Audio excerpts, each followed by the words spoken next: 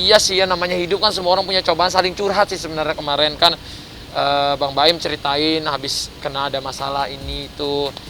Ya namanya apapun hidup nggak mungkin lurus-lurus aja, kan kita namanya manusia, kita semua pasti punya salah.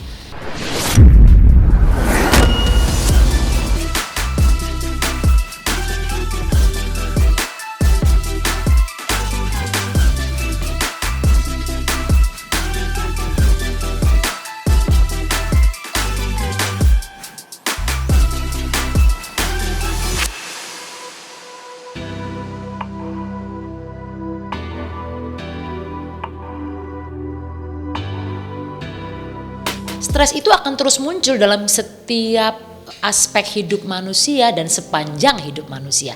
Karena nggak bisa kita hindari faktor stresornya itu, ancamannya kah, netizen ngomong apa kan nggak bisa dikontrol ya. Lalu tuntutan dari banyak orang itu kan nggak bisa dikendalikan. Jadi akan selalu muncul stres. Hanya saja itu kembali kepada kita. Kita mau masuk stres yang mana? Yang konstruktif atau yang destruktif.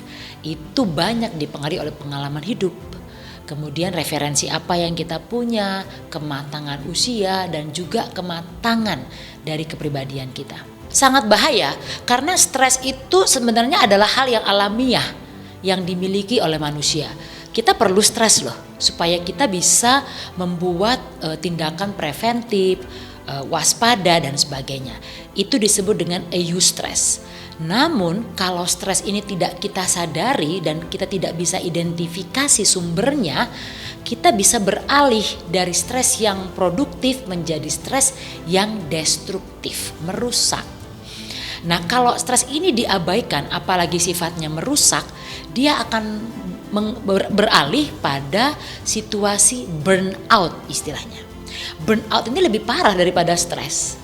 Jadi kalau stres itu lebih mengarah pada ketegangan, ada kecemasan. Nah kalau sudah burnout arahnya depresi. Kalau seseorang sudah mengalami depresi karena burnoutnya, lalu dia membawa karakteristik juga beberapa gangguan mental dan secara karakter, usia dan juga pengalaman hidup nggak jago nih ya menyelesaikan stresnya. Ya ujung-ujungnya akan bisa disertai dengan bunuh diri. Tadi karena stres ini adalah reaksi tubuh pada sebuah ancaman yang sifatnya bisa berbentuk tekanan, tuntutan, kemudian ancaman dan juga konflik. Nah kalau itu dianggap orang datang pada dirinya, dia kan harus pasang kuda-kuda gini ya. Nah ini yang akhirnya secara otomatis dimunculkan oleh tubuh. Nah kita tidak tahu sebenarnya apa yang waktu saat itu membuat AHA ini mengalami ketegangan gitu. Nah kalau dari 4 stresor tadi misalnya dia tidak bisa mengidentifikasi sumbernya, maka dia tidak merasakan apa yang menyebabkan dia selalu tegang secara fisik dan mental. Depresi itu bisa disertai dengan kecenderungan untuk mengakhiri hidup karena ingin menanggalkan beban tadi yang menurutnya nggak hilang-hilang. Nah itu kira-kira sistematikanya.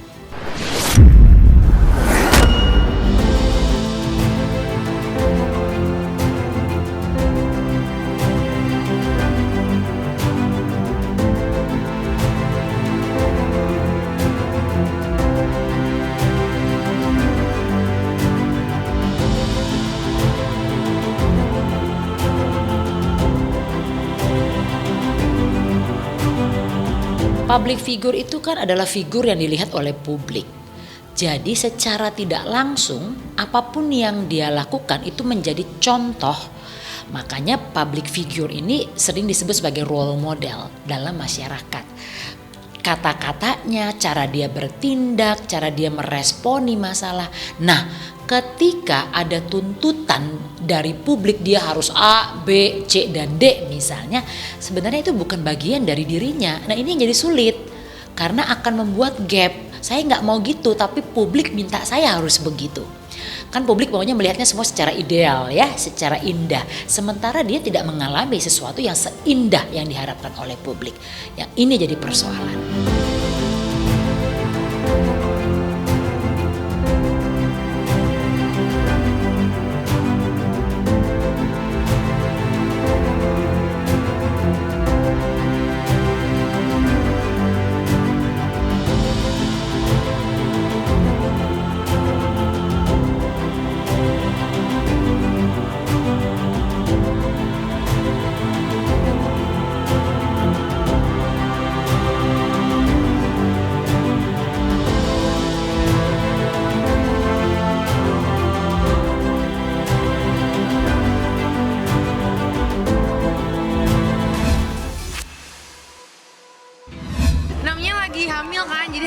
dijaga. Iya, gitu jadi kan. pengennya tuh dia tetap tidur harus 10 jam gitu. Dan kalau kerja nggak boleh lebih dari berapa jam gitu. Iya. Iya, banget. Karena ya.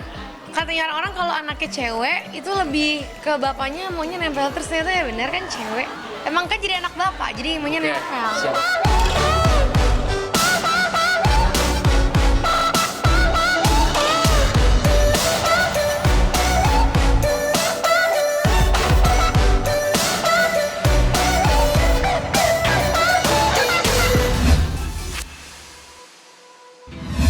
Ya lebih ke makin dijaga aja sih makanannya segala macem, terus pola tidurnya gitu-gitu sih. Iya, itu malah aku siapin dari sebelum nikah. Jadi aku waktu itu punya rejeki gitu kan, alhamdulillah akhirnya aku bilang one day aku harus bikin rumah, terus ada kamar anak kayak gitu. Jadi hasil kerja misalnya 15 tahun terakhir paling nggak kan buat bahagiain istri, bahagiain anak gitu kan, terutama kan apalagi ini anak cewek gitu kan. Jadi aku seneng aja gitu, jadi bikinin rumah itu dari sebelum nikah. Rumahnya sih 60%, 70%, udah hampir ya alhamdulillah. Bukan lokasinya sih, maksudnya kan aku tinggal di daerah sini ini dulu awalnya dari dagang ya. Jadi aku tuh dulu karena kondisi ekonomi sempet jualan kan di sinilah, di lampu merah sana, di dekat billboard di Pondok Indah Mall gitu kan, di Masjid Pondok Indah. One day paling nggak aku bisa tinggal di daerah sini. Akhirnya waktu itu tercapai. Tapi caranya adalah waktu itu punya modal usaha, sewa rumah untuk bawahnya itu dijadiin kayak apa ya, kayak jualan baju muslim. Terus depannya siapapun yang mau nitip mobil nanti tinggal sharing hasil gitu kan. Masih sewa-sewa terus, setelah 5-6 tahun waktu itu aku sewa, gak nyangka akhirnya bukan hanya punya rumah tapi bisa membangun rumah gitu. Jadi lebih ke historinya lah, jadi dalam diri sendiri juga ngerasa bersyukur dan ngerasa wah ternyata proses hidup itu luar biasa ya. Dari dulu misalnya jalan-jalan di pinggir ini, jualan-jualan, sampai akhirnya tiba-tiba bisa bangun di daerah sini. Wah itu feeling blessing banget lah dari Allah. Mungkin karena niat juga dari dulu kan, kalau misalnya aku bekerja semoga anakku tuh nggak sesusah aku dulu gitu. Jadi dengan rumah itu mungkin nanti dia lahir, dia udah tinggal, yang penting dia nggak jadi anak yang manja, harus jadi anak rajin belajar, jadi anak yang berbakti sama orang tua, yang baik, yang peduli sesama, yang bermanfaat buat orang banyak gitu sih.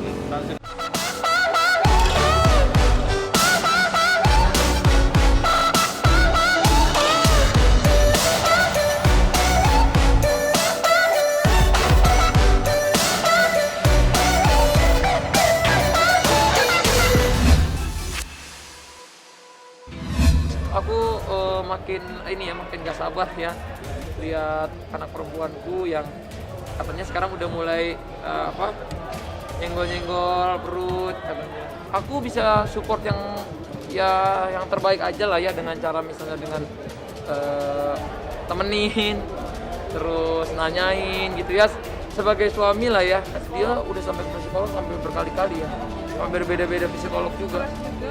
Iya, jadi aku ngelihat dia stres dan dia selalu nontonin gitu orangnya, tipikalnya merhatiin banget. Kalau aku pribadi dari dulu sebelum aku nikah nggak peduli, mau ada haters mau ada apa itulah bagian. Tapi kalau udah nyinggung anak, istri gitu kan, ini sensitif gitu ya.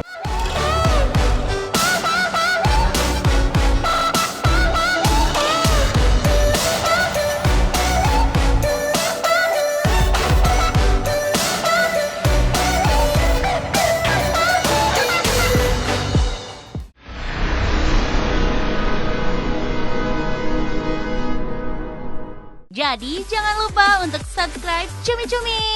Ditekan ya tombol lonceng merahnya.